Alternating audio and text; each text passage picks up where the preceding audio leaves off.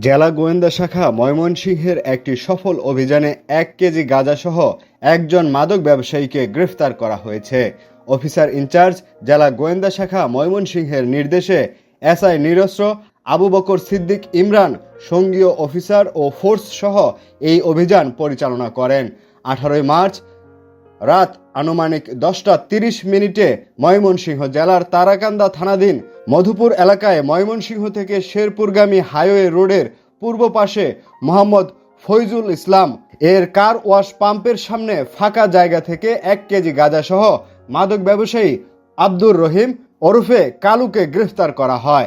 গ্রেফতারকৃত আসামির নাম মোহাম্মদ আব্দুর রহিম ওরফে কালু, বয়স ৩৫ বছর। তিনি হাতিয়াতলা মাইজপাড়া মোরলবাড়ি তারাকান্দা থানা ময়মনসিংহের বাসিন্দা। তার পিতার নাম আবুল কাশেম এবং মাতার নাম ফাতেমা বেগম। গ্রেফতারকৃত আসামি দীর্ঘদিন ধরে মাদক কারবার চক্রে জড়িত বলে জানা গেছে। এই চক্রের সাথে জড়িত অন্যান্য সদস্যদের শনাক্ত ও গ্রেফতারের জন্য অভিযান অব্যাহত রয়েছে।